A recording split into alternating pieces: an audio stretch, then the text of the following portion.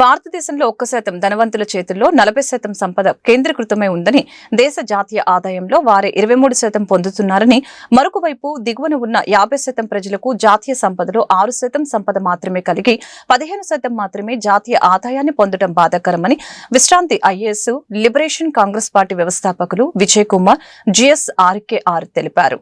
గుంటూరులోని జనచైతన్య వేదిక హాల్లో ఆర్థిక అసమానతల భారత్పై జనచైతన్య వేదిక ఆధ్వర్యంలో జరిగిన చర్చాగోష్ఠికి ప్రధాన వక్తగా GSRKR విజయ్ కుమార్ హాజరయ్యారు. ఈ సందర్భంగా విజయ్ కుమార్ మాట్లాడుతూ, కేంద్ర రాష్ట్ర ప్రభుత్వాల ఆర్థిక విధానాలు ఆర్థిక అసమానతల్ని మరింతగా పెంచేవిగా ఉన్నాయని అన్నారు. ఓవైపు పేదలు సామాన్యులు తమ ఆదాయంలో 40% వివిధ పన్నుల రూపంలో ప్రభుత్వాలకు చెల్లిస్తూ ఉంటే, మరొక వైపు అత్యధిక ధనవంతులు పారిశ్రామిక రాయితీల పేరుతో వేలాది కోట్ల విలువ చేసే భూములను, సహజ సంపదను అప్పనంగా పొందుతున్నారని అన్నారు. ఒక ముఖాముఖి కార్యక్రమం, ముఖ్యంగా ఆర్థిక అసమానతలు, అలాగే దేశంలో రాష్ట్రంలో పాలన ఏ విధంగా జరుగుతుంది అనేటువంటి అంశాల గురించి చర్చించడం జరిగింది. ఒకవైపు ప్రపంచవ్యాప్తంగా పెరుగుతున్నటువంటి ఆర్థిక అసమానతలకు సంబంధించి, అందులో ముఖ్యంగా భారతదేశము అత్యధికమైనటువంటి ఆర్థిక అసమానతలు కలిగినటువంటి దేశంగా ఉందని ఈ మధ్య వచ్చినటువంటి రిపోర్ట్స్లో స్పష్టంగా కనిపిస్తూ ఉంది. 10% మందే 65% సంపద కలిగి ఉన్నారు. 1% వాళ్ళు 40% సంపద కలిగి ఉన్నారు. ఈరోజు జీడిపి చూస్తే ఇంచుమించు $2,500 ఓవరాల్గా మనం పర్ క్యాపిటల్ జీడిపిగా చూసినా, 1% మంది ప్రజలకు, సంపన్నులకు ఇంచుమించు $1,700,000,000 జీడిపి పర్ క్యాపిటల్ ఇన్కమ్ వాళ్ళు కలిగి ఉన్నారు. 10% రిచ్ పీపుల్, ధనవంతులుగా ఉన్నటువంటి వాళ్ళు ఇంచుమించు $14,000,000,000 వాళ్ళు పర్ క్యాపిటల్ ఇన్కమ్గా కలిగి ఉన్నారు.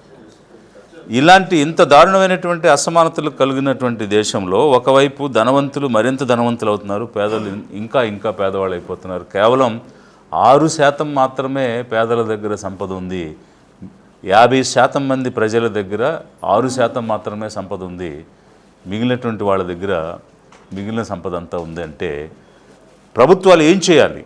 ఏ విధంగా పేదరికంలోకి నెట్టివేయబడుతున్నటువంటి ప్రజలను విముక్తి పరచటానికి ఎలాంటి విధానాలు తీసుకురావాలి? ఒకవైపు రాజ్యాంగం డైరెక్టివ్ ప్రిన్సిపల్స్లో state shall strive towards bridging inequalities అనేటువంటిది, to build a welfare state అని స్పష్టంగా చెప్తున్నా కూడా, రాజ్యాంగ ఆదేశాలకు కానీ రాజ్యాంగ సూత్రాలకు కానీ విలువ ఇవ్వకుండా, వాటికి తిలోదకాలు ఇస్తూ, రాజ్యాంగాన్ని గౌరవించకుండా, అందులో చెప్పినటువంటి అంశాలను పాటించకుండా, మాకు నచ్చిన వాళ్ళకే, సంపన్నుల కోసమే మేము పనిచేస్తాం, క్యాపిటలిస్టుల కోసమే పనిచేస్తాం, వారికి మరింత సంపద దోచిపెట్టే విధంగా మేము విధానాలు తీసుకొస్తాం, అందుకు సంబంధించిన గైడ్లైన్స్ కానీ రూల్స్ అండ్ రెగ్యులేషన్స్ కానీ మార్పు చేసుకుంటూ కొత్త చట్టాలు తెస్తామని ఒకవైపు కేంద్రంలో ఉన్నటువంటి బీజేపీ కూటమి, మరొక వైపు ఇక్కడ ఉన్నటువంటి తెలుగుదేశం కూటమి సమిష్టిగా ఈ కార్యక్రమాలు చేస్తున్నారు తప్ప, పేదలకు కావలసినటువంటి అవసరాలు కానీ, వారికి కల్పించాల్సిన ఉపాధిని కానీ ఉద్యోగాలను కానీ కల్పించే పరిస్థితి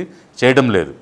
లక్షల కోట్ల అప్పులు తెచ్చి అమరావతి అనేటువంటి ఒక రాజధానిని నిర్మిస్తున్నామని చెప్తూ ఉన్నారు. రాజధాని నిర్మాణానికి రాష్ట్రంలో ఉన్న ప్రజలు కానీ పార్టీలు కానీ ఎవరు కూడా వ్యతిరేకం కాదు, మేము వ్యతిరేకం కాదు. కానీ చేస్తున్న విధానం